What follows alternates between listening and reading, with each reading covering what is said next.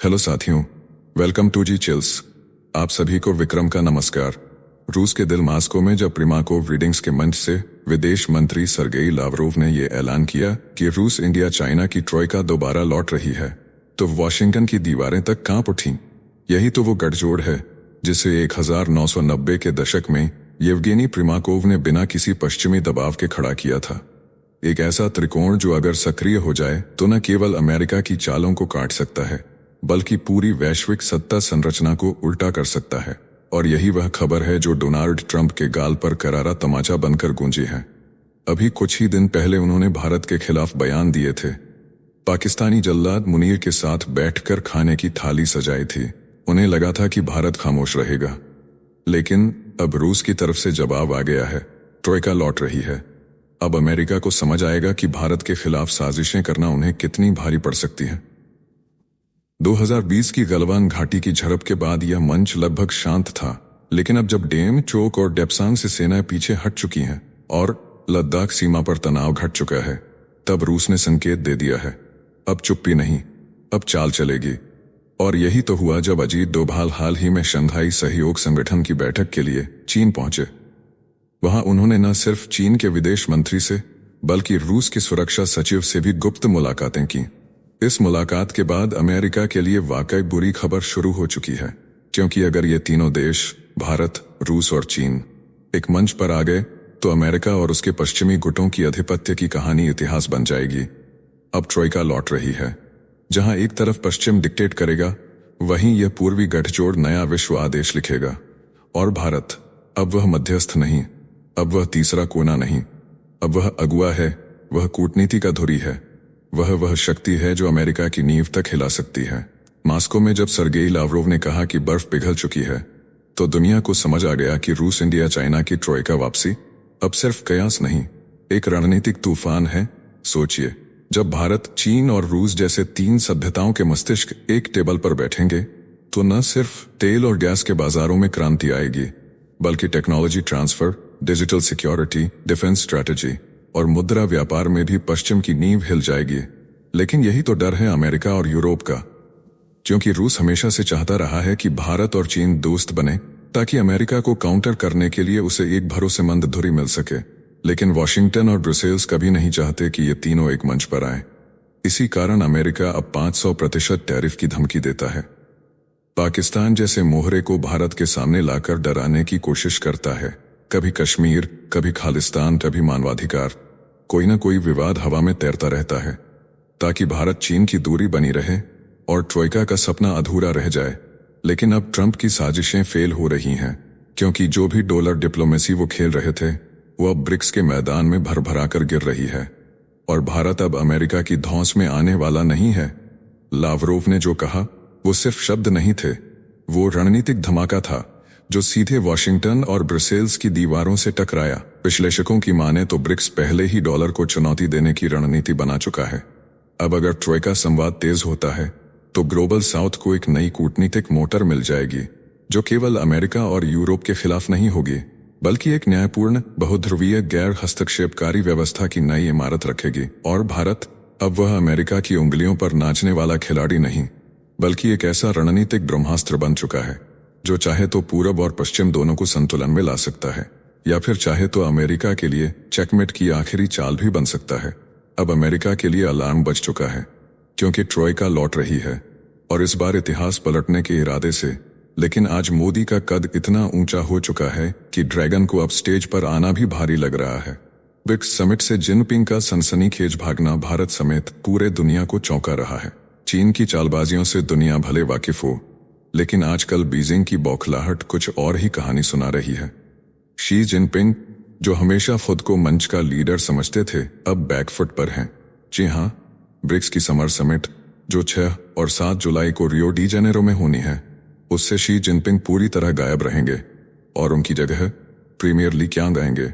अब आप सोचिए, इतना बड़ा मंच, इतना बड़ा संगठन, और वहां से चीन का सर्वोच्च नेता खुद को अनुपस्थित रखता है, तो फिर मामला सिर्फ कार्यक्रम टकराने का नहीं, कुछ बहुत गहरा है। असल वजह क्या है? राष्ट्रपति लूला द सिल्वा ने इस बार प्रधानमंत्री नरेंद्र मोदी को वीआईपी स्टेट गाला डिनर में जो सम्मान दिया है, वहीं से ड्रैगन दरबार में आग लग गई है, क्योंकि चीनी राष्ट्रपति को यह बर्दाश्त नहीं है कि ब्रिक्स जैसे मंच पर भारत का प्रधानमंत्री लाइमलाइट लूटे। वो मंच जहां चीन हमेशा भारत को छोटा दिखाने की कोशिश करता आया है, वहीं अब जब मोदी को ग्लोबल साउथ का अगुवा बताया जा रहा है, विकासशील देशों का नेता कहा जा रहा है, तो शी जिनपिंग को यह बौद्धिक चोट लगी है। और याद रखिए, यह पहली बार नहीं है। पिछले वर्ष दक्षिण अफ्रीका में भी जिनपिंग ने ऐन मौके पर अपना भाषण रद्द कर दिया था और एक वाणिज्य मंत्री को भेज दिया था। वो बार बार यह साबित करना चाहते हैं कि अगर मंच पर मोदी हाईलाइट में दिखेगा तो मैं नहीं रहूंगा, क्योंकि मंच साझा करने का मतलब चीन के लिए अब बराबरी नहीं, बेइज्जती हो गई है। दूसरी तरफ भारत की रफ्तार इतनी तेज है कि अब चीन डरने लगा है कि कहीं वह बाहर न छूट जाए। भारत की डिजिटल क्रांति, इंफ्रास्ट्रक्चर बूम, ब्रिक्स में एक्टिव रोल और वैश्विक मंचों पर धमक, सब कुछ अब चीन की आंखों में चुभ रहा है। और यही वजह है कि शी जिनपिंग अब ट्रेन पर चढ़ना तो चाहते हैं, लेकिन उसमें नरेंद्र मोदी कंडक्टर की कुर्सी पर बैठे, ये उन्हें मंजूर नहीं। चीन जानता है कि अमेरिका की तरक्की में घुसकर उसने खरबों डॉलर कमाए थे। अब उसे लग रहा है कि भारत की तेज रफ्तार ट्रेन में घुसकर वह अपनी इकोनॉमी को नई रफ्तार दे सकता है।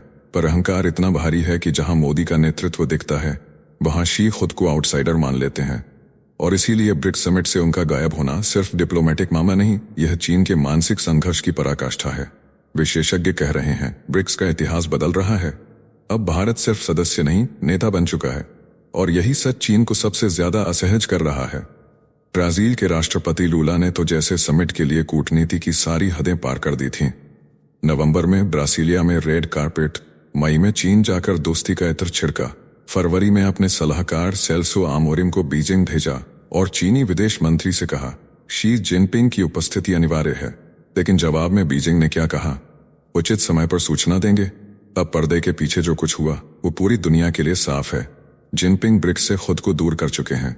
विश्लेषकों का कहना है, यूक्रेन युद्ध, रेड सी क्राइसिस और डॉलर वर्चस्व के बीच ब्रिक्स को सामूहिक ताकत दिखानी थी, लेकिन शी जिनपिंग के गैर मौजूद रहने से यह यूनिटी कमजोर दिखेगी।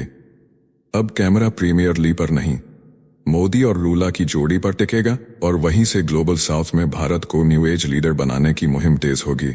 यही वह चुभन है जो ड्रैगन को बेचैन कर रही है और शायद इसी वजह से शी पीछे हटे हैं। लेकिन ये सिर्फ शुरुआत है। शी जिनपिंग की अनुपस्थिति के पीछे के सभी राजनीतिक और व्यक्तिगत कारणों पर हम जल्द ही एक नई एक्सपोजे वीडियो रिपोर्ट लेकर आएंगे।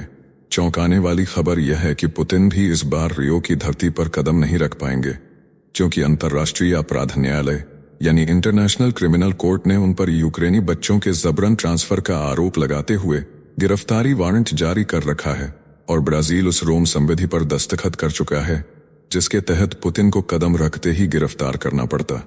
लेकिन ध्यान रखिए, ये डर नहीं, ये रणनीति है, क्योंकि क्रेमलिन अच्छी तरह जानता है कि ब्रिक्स की ये लड़ाई शरीर से नहीं, विचार से जीती जाएगी। इसलिए इस बार विदेश मंत्री सर्गेई लावरोव मैदान में उतरेंगे और पुतिन की आवाज, उनका दिमाग और उनका संदेश स्क्रीन से पूरी दुनिया पर गूंजेगा।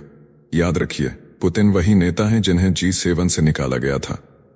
उन्हें बेइज्जत किया गया, अलग थलग करने की साजिश रची गई और उसी ह्यूमिलिएशन से उन्होंने जो बदला लेने की ठानी थी, वही बदला है ब्रिक्स, जो आज G7 को घुटनों पर लाने की स्थिति में आ चुका है। पिछली समिट में आपने देखा होगा, पुतिन ब्रिक्स करेंसी के प्रस्ताव को लेकर सबसे ज्यादा क्रेजी दिखे थे। क्यों? क्योंकि वे जानते हैं डॉलर की जड़ें वहीं से काटी जा सकती हैं। अब देखिए खेल, चीन के जिनपिंग पूरी तरह नदारद और रूस के पुतिन कैमरे से हाजिर। लेकिन फर्क समझिए, जिनपिंग नहीं आ रहे क्योंकि मोदी को देखकर असहज हैं, पुतिन नहीं आ रहे क्योंकि कानून उन्हें बाध्य करता है। और दोनों के बीच खड़े हैं नरेंद्र मोदी, जिनके इर्द गिर्द अब ब्रिक्स का नया ग्लोबल आर्किटेक्चर तैयार हो रहा है। ब्रिक्स अब केवल 5 देशों का गठबंधन नहीं है, ये अब बन चुका है 11 शक्तिशाली देशों की सैन्य और आर्थिक गोलबंदी। ब्राजील, रूस, इंडिया, चीन, दक्षिण अफ्रीका और अब उनके साथ जुड़े हैं मिस्र, इथियोपिया, ईरान, सऊदी अरब और संयुक्त अरब अमीरात। यानी ये केवल ब्रिक्स नहीं, अब ये हो चुका है ब्रिक्स प्लस, जिसकी आवाज अब G7 और वॉशिंगटन की दीवारों से टकराने लगी है। अगर इस बार पुतिन मौजूद रहते तो काफी रोमांच बढ़ जाता। लेकिन यहां देखें पुतिन का क्लास और कैरेक्टर।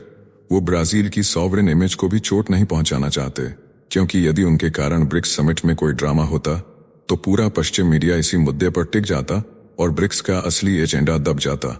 याद कीजिए, 2023 में भी उन्होंने जोहान्सबर्ग समिट वीडियो से ही अटेंड की थी। फिर मंगोलिया जाकर कोर्ट को सीधा चैलेंज भी किया था। यानी वो पीछे हटने वाले नहीं हैं, बस अपने हर कदम को वैश्विक चतुराई से रखते हैं। और सुनिए, कुछ दिन पहले ही उन्होंने साफ संकेत दिया था, यूक्रेन सिर्फ डोनबास नहीं, हमें पूरा यूक्रेन चाहिए। यानी वो अब फुल स्केल स्ट्रेटेजी में है, समय नहीं गंवाना चाहते। साफ समझिए, जिनपिंग का ना आना अहंकार है, पुतिन का ना आना विवेक है, लेकिन दोनों के बीच जो ब्रिक्स का असली इंजन है वो है नरेंद्र मोदी। अब अगला वीडियो इसी पर होगा, क्यों शी जिनपिंग ब्रिक्स में नरेंद्र मोदी से घबरा रहे हैं और कैसे भारत बनता जा रहा है ग्लोबल साउथ का निर्विवाद नेता। उधर हाल ही में डोनाल्ड ट्रंप ने G7 की बैठक के बीच में ही बड़ा बयान दे दिया, रूस और चीन को भी इसमें जोड़कर इसे G9 बना देना चाहिए। और ऐसा कहकर वे बैठक को बीच में ही छोड़कर निकल गए। यह कोई संयोग नहीं था, यह एक संकेत था, एक रणनीतिक चाल थी। ट्रंप दुनिया को यह दिखाना चाहते थे कि G7 अब पुराना पड़ चुका है, असली शक्ति अब कहीं और आकार ले रही है। अब ध्यान दीजिए, ब्रिक्स सम्मेलन में ठीक उनके इस बयान के बाद पुतिन और जिनपिंग दोनों अनुपस्थित, तो क्या रूस और चीन G7 में शामिल होने जा रहे हैं? बिल्कुल नहीं, यह असंभव है। रूस को तो वर्ष 2014 में G8 से बाहर कर दिया गया था और चीन कभी इसका सदस्य रहा ही नहीं। इन दोनों के लिए G7 पश्चिमी प्रभुत्व का मंच है, जिसे वे तोड़ना चाहते हैं, उसका हिस्सा बनना नहीं। लेकिन ट्रंप ने यह बात क्यों कही? क्योंकि वे स्वयं को अमेरिका के भीतर एक समाधानकर्ता की तरह दिखाना चाहते हैं, जो रूस और चीन से भी बात कर सकता है।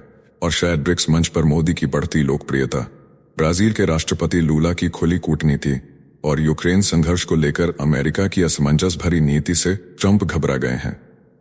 सवाल है कि ब्रिक्स से अनुपस्थित होकर क्या रूस और चीन अमेरिका को कोई संकेत दे रहे हैं? यहाँ खेल है अनदेखी की राजनीति का। जिस प्रकार चीन के सर्वोच्च नेता शी जिनपिंग ने ब्रिक्स को अनदेखा किया और पुतिन ने कानूनी कारणों से केवल वीडियो द्वारा भाग लिया, वह दर्शाता है कि वे ट्रंप के नए प्रस्ताव पर विचार कर रहे हैं। न स्वीकार कर रहे हैं, न इनकार। लेकिन असली संघर्ष कहाँ लड़ा जाएगा? रूस भारत चीन यानी त्रिगुट मंच पर। यह मंच छोटे राष्ट्रों से मुक्त है। यहाँ भारत है, चीन है, रूस है, अर्थात रणनीति के 3 महारथी। रूस निरंतर इस मंच को सक्रिय करना चाहता है, क्योंकि यहाँ निर्णय शीघ्र लिए जा सकते हैं और अमेरिका को सीधी चुनौती दी जा सकती है। यानी ब्रिक्स अब भी रूस और चीन के लिए अत्यंत आवश्यक है, किंतु रूस भारत चीन मंच उनके लिए रणनीतिक अस्त्र है, जहां शोरगुल के बिना पश्चिमी दबदबे को तोड़ा जा सकता है। और भारत इन दोनों मंचों का केंद्रीय बिंदु है, चाहे ट्रंप की G7 नीति हो या रूस चीन की त्रिगुट योजना। प्रधानमंत्री मोदी अब केवल वैश्विक दक्षिण नहीं, अपितु पूरी विश्व राजनीति के संतुलन निर्माता बन चुके हैं। इस वीडियो में फिलहाल इतना ही। जल्द मिलते हैं एक और नई अपडेट के साथ। जाने से पहले वीडियो को लाइक करके चैनल को सब्सक्राइब कर लें।